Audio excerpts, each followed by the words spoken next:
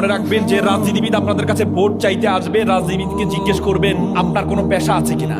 যারা 1000 2000 টাকার বিনিময়ে ভোট দিয়ে দেন, আপনি আপনার ভাগ্যকে তার কাছে বিক্রি করে দেন 1-2000 টাকার বিনিময়ে, সে রাজনীতিবিদের একজন পিএস 400 কোটি টাকার মালিক হয়। আর আপনি সকালে খেলে দুপুরে চিন্তা করেন দুপুরে কি খাবেন। কি আমাদের দেশের রাজনীতিবিদ শুধুমাত্র ক্ষমতার জন্য, শুধুমাত্র ক্ষমতার জন্য।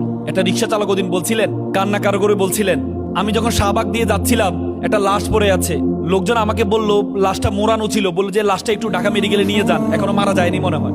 তো আমি নিয়ে যাচ্ছিলাম, আমি শুধু নিচ থেকে আওয়াজ শুনছিলাম, তার গলার আওয়াজ শুনছিলাম একটু একটু করে, সে কান্না করছে, চিৎকার দিচ্ছে, একটু একটু করে শুনছিলাম। আমি ঢাকা মেডিকেল যখন ইমার্জেন্সিতে নিয়ে গেলাম, তাকে কোলে করে যখন নিয়ে গেলাম, যখন ইমার্জেন্সিতে শোয়ালাম, মুখটা খুলে দেখি এই ছেলেটা আর কেউ নয়, এই ছেলেটা আমারই ছেলে, এই ছেলেটা আমারই ছেলে। পৃথিবীতে সবচেয়ে কঠিন কাজ বাবার কাঁধে সন্তানের লাশ নেওয়া। সেই সুন্দর বাংলাদেশ তৈরি করার জন্য রিক্সা চালকের ছেলেও জীবন দিয়েছে, সেই সুন্দর বাংলাদেশ করার জন্য তরুণ প্রজন্ম জীবন দিয়েছে।